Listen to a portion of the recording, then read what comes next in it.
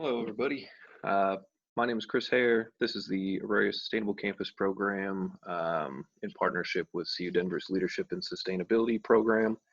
This workshop today is on ROI, return on investment, and I'm going to try to let you in on how we get things done around here and how maybe you can get projects done that you're interested in as well. There will be a short quiz accompanying this presentation so that you can get credit for the leadership certificate. So expect that to come along with this. Okay, jumping right in here. On the agenda today is what is return on investment and why is it important? Simple definitions. Does ROI have to be financial or could it be other things, and how do you quantify that? And getting a project done. How do we use this as leverage to get something across to leadership or to get things done? So starting at the basics here, what is ROI? ROI is return on investment. It's a measurement to evaluate the efficiency of a project or investment. Pretty basic, right? I put together just this brief little visualization of it. So return on investment equals the current value of the investment minus the cost of investment divided by the cost of investment, then multiply the total by 100. Basically, and here's an example to kind of explain that, right? Let's say Sandra invests $1,000 into stocks. So that's the cost of the investment, right? 1 year later, she sells those stocks for $1,600. That's the current value of the investment, yeah? So that's 1,600 minus 1,000. This leaves her net profit at $600 over that year period. So her return on investment is $600 or 60%. And we got the 60% by taking that $600, her net increase, divided by the original investment amount, $1,000, which equals 0.6. And just like with other percentages, 0.60 times 100 equals 60%. So her return on investment was 60% over 1 year. Pretty good, right? If you have any questions, feel free to email me at chris.herr@ahec.edu, AHEC. I'm happy to explain these things further, but just for general understanding's sake, that's how ROI works. So why is this important? Obviously, financial return is incredibly important for CFOs or for your boss or for yourself. You don't want to put money into something that's either going to lose you money in the long run or not bring you any benefit whatsoever. So a for-profit company wants to ensure a project is worth the investment, right? So if we're talking about agencies and organizations, a for-profit company wants to make sure that they make money on things most often, right? So if I put $1,000 in today, is it going to be $10,000 a year from now, or is it going to be $1,500 a year from now? That's what they'll want to know.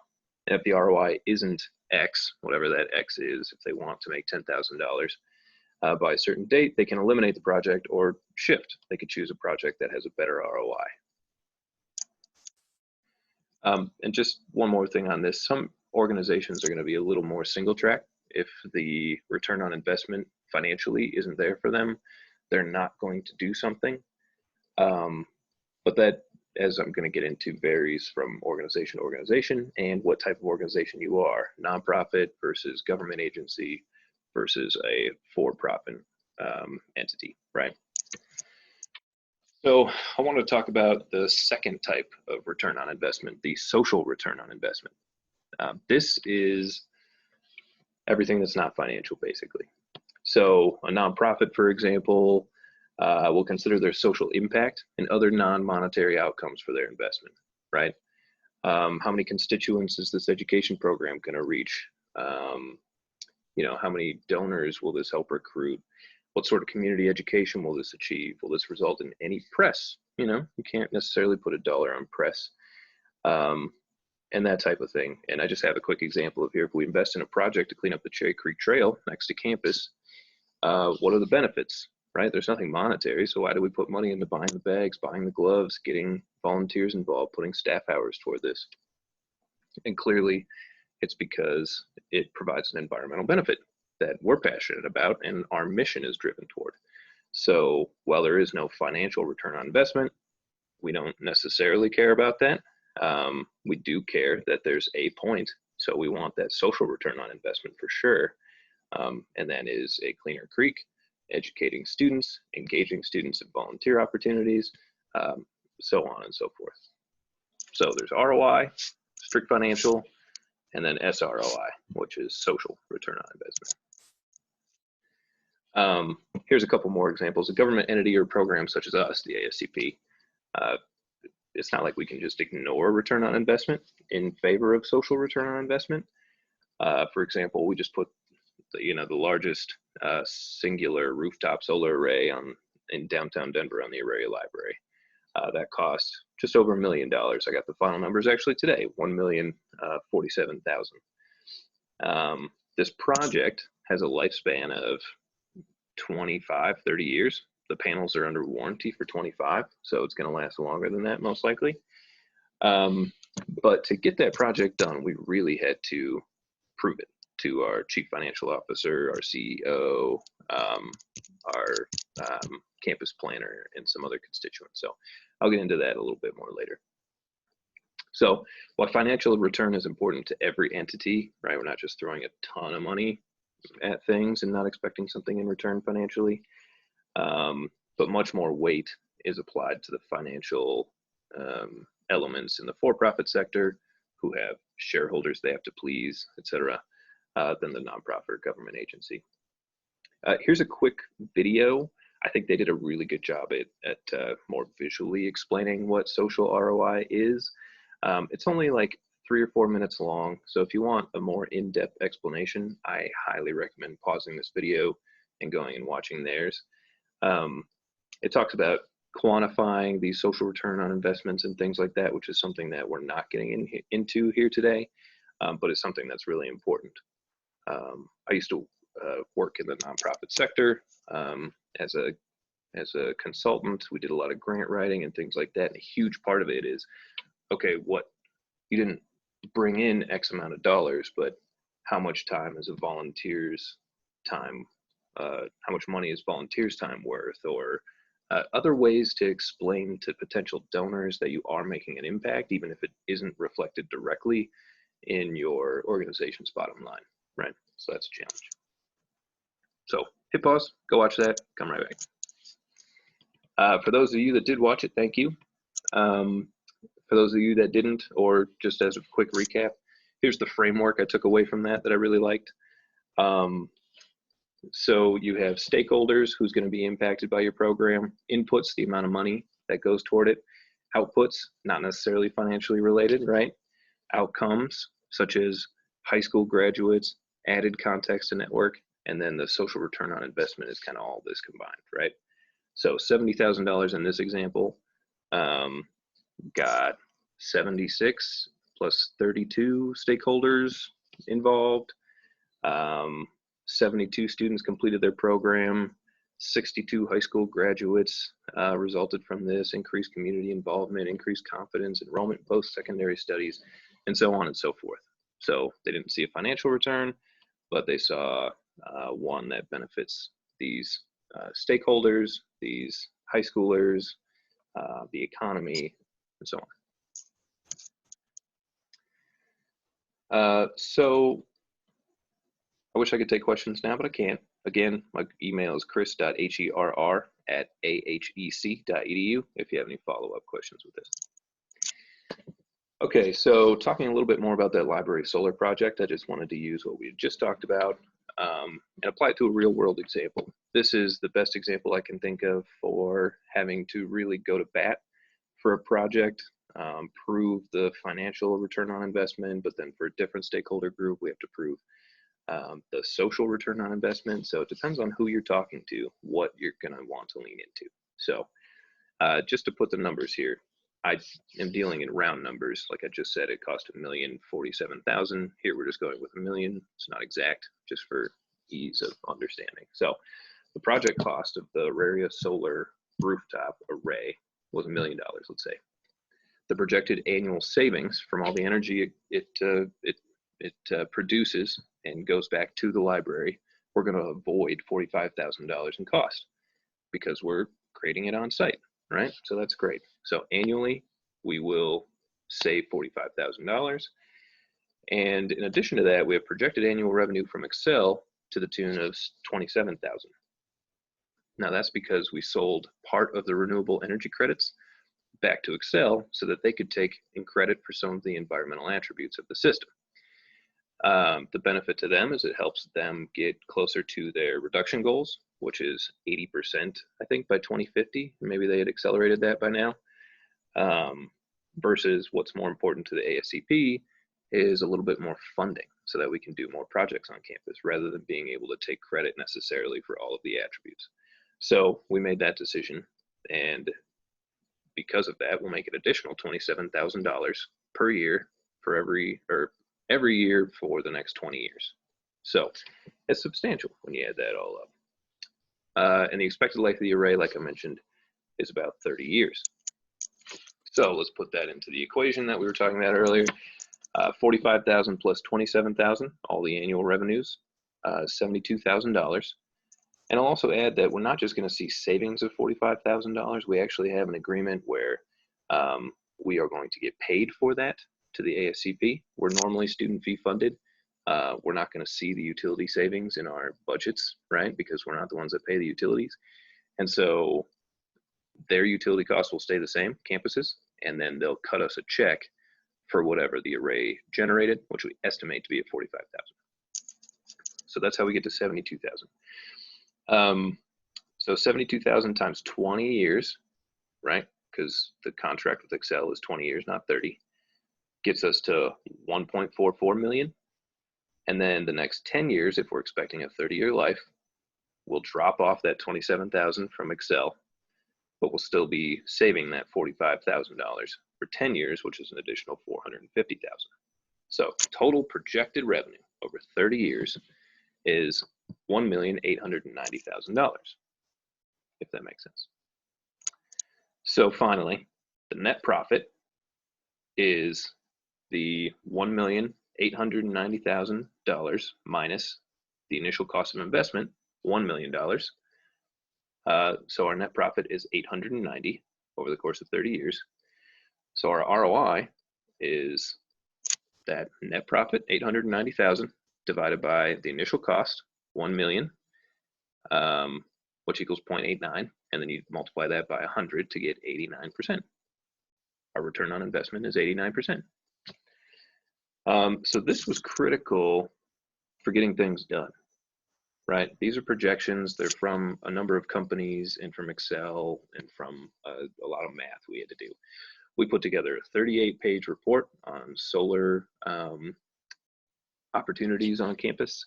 We had to put together dozens of pro formas showing the, basically the cost and the revenue over that 30-year period in an Excel spreadsheet with inflation included and all this stuff. So we did all that as leverage to get things done, right? So let's talk about that a little bit. As I alluded to earlier in this video, there are different audiences that you need to be prepared for, especially with a huge project like this. So step number one for getting things done with this information that you've gleaned, probably based on estimates with ROI or SROI, is to anticipate the questions that your audience is going to ask, right? So we needed to know the upfront costs, which we estimated at $1 million, the ongoing maintenance costs, which I didn't include in that example right there, with fairly minimal. Will elements need to be replaced after a certain amount of time? Will this need ongoing staff time? Right, these all need to be considered. Nothing happens in a vacuum, so you can't just say, oh, we're starting this project, and then not account for who has to take care of that project on an ongoing basis. That's critical. Advertising costs, are you going to have to pay someone to do that? Are you going to pay to do that? Are you going to do it for free? How long does the project last is a big thing for the calculation. So for example, LED lighting upgrades last around 11 years. So the projected benefits end at some point, and then you have to reinvest to replace those LEDs again. So you have to end that return on investment at the end of the expected life. Makes sense, right? Number two, prepare for all your audiences. What did I say? Anticipate questions from your audience. Number two, prepare for all your audiences, right? So you've anticipated the questions. You're thinking, oh, gee, the CFO is probably going to be really hung up on me spending $1 million. How do I make them feel as comfortable as possible moving forward with this project, right? So in the example of the ASCP, do students care about the same thing that our chief financial officer does? Not really. I mean, there's overlap. Certainly, students care about where the money is going and so forth, and the CFO cares about the environment. But is that his primary concern? No. Are costs the student's primary concern? Not necessarily. So students, for presentations with students, we led with environmental impact of solar array, right? We're going to reduce the amount of purchased electricity campus-wide by over 2.5%. We're going to generate over 1 million kilowatt hours of electricity, right? This is a big deal. We also did a student survey back in 2018, the fall, that showed that on-site renewable energy projects are number 2 as far as student interest is concerned. And we had over 600 responses to that survey. So that was another tool for leverage, right? How can we put all these things together and bring the support to the table so that the CFO or the students don't come back and say, is this supported by the students? Is this important to the students? Why don't we spend the money on this over that, right? We needed to know the answers to those questions before we really hit the trail trying to get this thing approved. So to sum up students, we talked about education opportunities, all that stuff. The social ROI is generally most important to most students. The CFO and the CEO and the COO and the senior campus planner, they are more concerned with the money. So why are you spending $1 million? Do we have to spend $1 million on this? Is there a better way to spend this $1 million? What if we just did energy efficiency projects instead of this renewable energy project where we're putting solar panels up? Why don't we just switch the whole campus to LED lights? So anticipating that meant costing out a couple of those solutions and coming up with the reason why solar was the best use of our funds. So when talking to the CFO or that executive group, we led with financial savings from solar, explain the renewable energy credits from Excel at $27,000 in revenue annually for 20 years, explain the return on investment in detail with annual inflation and panel degradation included, right? Because these panels don't just stay super efficient for 100% of those 30 years. They go down a little bit each year. Not a lot, but it means that our revenue is going to go down just a little bit each year. That 45,000 we came up with is an average. So right now we'll be making more than that. The back half of this life of 30 years, we'll be making less than that, averaged out to about 45,000 a year. So I know that was a lot of information, but that's what went into getting this project done. And by putting in the annual inflation rate, panel degradation, ongoing costs, maintenance, right? That showed that we did our due diligence, that we've thought through all costs, not just the upfront costs, and that this truly is a good investment. So on to number 3, prepare the pitch. Go into these meetings prepared. You're going to have to convince someone to spend the money, right? That's almost always true. So you may know that X is a perfect solution to Y, but everybody has a different brain. So take my role, for example, as sustainability officer on the area campus. Me and the sustainability coordinator are the only ones that think about this stuff every day. And everybody else, they have a lot of other work to do. So we need to bring our ideas to the table with a way to relate to their jobs and help get their job done at the same time. Lower electricity costs, for example. That's a big deal. We can sell that. So if possible, don't send your research off with an email explanation. A lot of times people will be like, oh yeah, that sounds great that you did all that research. Email it to me and I'll see what the CFO thinks or something like that. Try to avoid that if you can. If you're not there to defend your idea and to explain your idea and to be enthusiastic about it, odds are it's going to die, right? It has to be you if it can be. So get in front of decision makers and make your case, and be ready to make your case by anticipating these questions. You may only get one shot in front of these folks, so be careful. So again, I can't stress this enough. Anticipate objections and questions. If they come up with something that you can't answer, it's not going to look good, and it's going to weaken the chances that your project gets completed. So don't be caught off guard. Try to prepare well enough that you can overcome any objections that pop up. Why $1 million? Why the library roof? Why 2,000 panels? Why don't we do a smaller one and then work our way up? Or people are going to want to find a reason not to do projects a lot of the time, and so you have to be able to defend it with research. Listen to feedback and incorporate it, though. If they find something that you didn't think about, or they have more insight on, don't necessarily try to fight them on it if they're, if they're not wrong.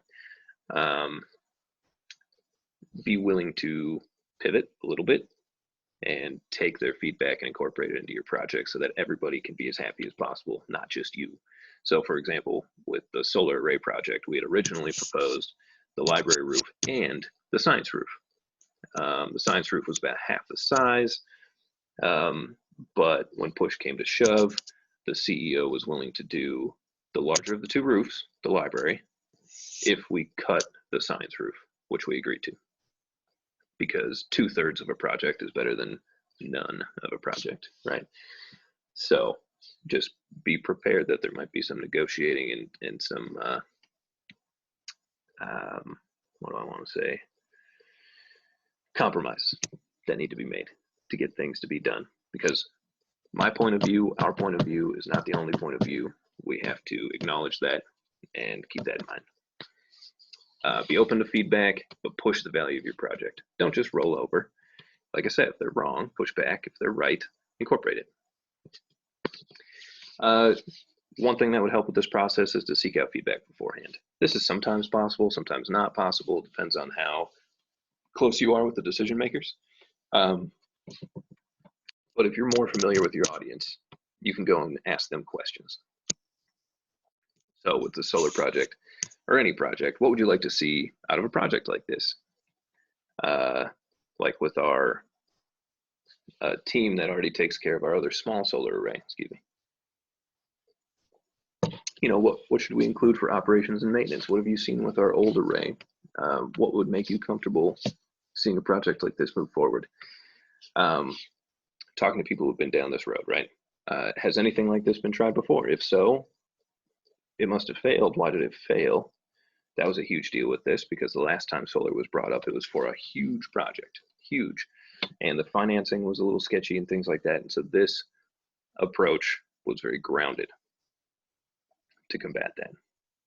And the person that put that up didn't do anything wrong. I appreciate that they tried to get so much done, but it also at the same time scared away the executives. So we made a compromise. And then if this project works out well, then we have something to stand on when we ask for more. So yeah, if this has been tried before, why did it fail? And what would you like to see different?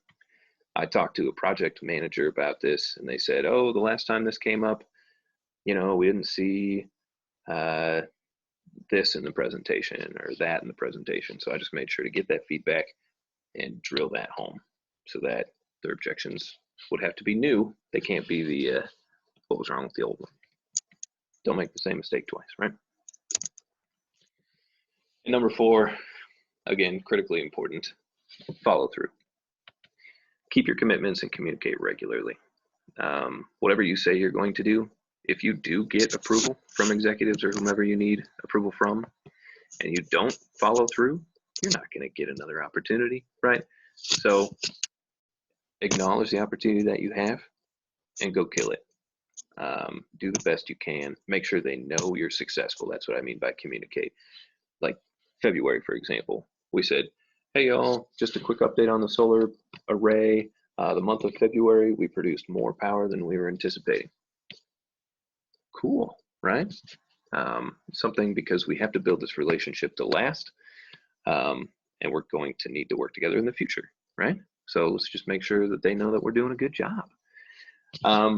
So decisions are not made in a vacuum. You'll likely need to work with the same people for future projects. Make this project as successful as possible. Record progress so that you can repeat this success. A lot of times someone will leave from an office and then someone else has to step in. They have no idea what the other person did, and you have to start from scratch. That's such a waste of time, especially with a program like the ASCP. We have very important work to be doing. We don't want any setbacks, so we record how we did things and make processes so that anyone could come in and be like, oh, this is how Chris and Jackie did this, or this is how the ASCP did that, right? And finally, provide an update after the project showing the results. Here's what we said was going to happen. Actually, we're exceeding that. Or here's what we said. It's a little lower. We anticipate that being due to this. Here's how we're correcting it, right? Be transparent. For constituents, like students in our case, constituents also want to see progress. Make it publicly available. We're working on dashboard options right now so that people will be able to see at least the monthly production of the solar panels. We'd love to have some sort of interactive dashboard in the first floor of the library. Since they're on top of the library, you can interact with what's above you, at least be aware of it. And include annual updates if you can. Measure your impact if possible. We put out an annual report, and so we'll be including the annual production in that annual report, right? You made this investment. Here's how it's paying off. Here's where that money's going to that we're generating that we didn't have before, right? Pretty cool. So that's all I have on return on investment and on getting things done. I hope the connection there made sense. Return on investment you do before a project to try to justify a project, and then you use it as leverage to justify your project to the people that are decision makers. So if you do a thorough job, you're probably going to be successful. And if the financial return on investment isn't there, then lean into the education piece. With solar, like I said, the CFO and executives were concerned with financials, but then, you know, talking to a couple of other organizations, it's the thing that they found important was that it was a student-led initiative, that there's education opportunities ongoing for classes and things like that. So there's SROI. It's not just the $890,000 that we're making over 30 years. It's also these educational opportunities that we're bringing to the table that would not have otherwise existed, right? So just a couple of things to wrap up here. We have volunteer programs. There's nothing going on currently, but for next semester we have waste audits. We have a tour opportunity with some of the organizations around us. The Cherry Creek cleanup is pictured here. That's been a ton of fun and gotten a lot of engagement. We've picked up 400 pounds, I think, last semester. Future workshops. I'm doing this one, Sustainability 101 workshop, and then a triple bottom line workshop, and that's it for the semester. So if you missed out on the early ones, I apologize. But we will have 3 recorded, and then for CU Denver students, you also have the luncheon leads or luncheon learns. And finally, I just wanted to plug one thing real quick. Next week, Monday through Friday, April 20th through the 26th, you'll all be voting in the Auraria elections, and on that is a compost referendum. This is a student-led initiative. They got over 2,000 signatures to get AHEC on board with this, and it's basically to bring compost services campus-wide. The bag liners are very expensive. This would have a dedicated staff person. We just don't currently have the resources to do what the students want to see. And so they decided that they want to ask the student body for a $3 per student per semester increase. And that's what those $3 would go toward. So you can read a little bit more on this here or on our website, sustainableauraria.org/compostref for a little bit more information. But you can vote online between April 20th and April 26th. So regardless of how you feel about this or whether or not you want to vote on this, vote for your student government association representatives, the RTD fee, among other things. And if you're interested in staying in the loop of what we're up to, you can follow us at Auraria SCP on Instagram, Facebook, Twitter. You can get on our newsletter sign up if you text ASCP to 22828. Thanks for listening again. My name is Chris Herr, and if you have any follow-up questions, I can be reached at chris.herr@ahec.edu. Thank you.